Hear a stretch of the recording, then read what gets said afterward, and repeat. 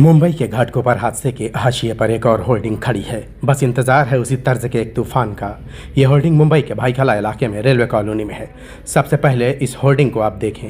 Hoarding देखकर आपको ये लग रहा होगा कि ये होर्डिंग नियम कानून के मुताबिक है, लेकिन ये आपको गलतफहमी है। जो दिख रहा है असल में उसके उलट है।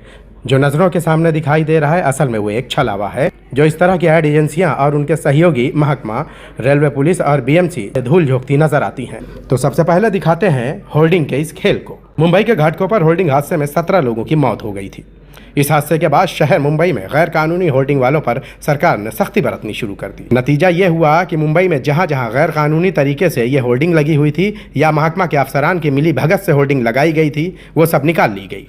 चूंकि ये होर्डिंग भी 80 बाई 80 स्क्वायर फीट की थी और रेलवे की ज़मीन पर है, तो यहाँ भी 80 बाई 80 की होर्डिंग में तब्दीली करने का छलावा पेश किया गया और इस तरह से होर्डिंग के 80 बाई 80 के बजाय 2 हिस्सों में बांट दिया गया, जो अभी भी आपको इस तरह से दिखाई दे रहा है। अब जो हकीकत आपके सामने बयां हो रही है, ये सुनकर और देखकर आप दांतों तले उंगलियां दबा लेंगे। इस गैरकानूनी होर्डिंग को भले ही 2 हिस्सों में बांटकर रेलवे विभाग की फाइलों में लिख दिया गया है, लेकिन इसके पीछे यानी इसके स्ट्रक्चर को देखेंगे तो यह स्ट्रक्चर ज्यों का त्यों पहले के जैसा है। रेलवे प्रशासन और बीएमसी के आला अफसरान की मिली भगत का अगर सबसे बड़ा सबूत घाटकोपर होर्डिंग हादसा है, तो यह भी उसी की जीती जागती मिसाल है, जिसके लिए एक ऐसे तूफान का इंतजार किया जा रहा है जो कभी भी यहाँ न जाने कितने लोगों की जानें ले सकता है। Desk report, Bombay leaks.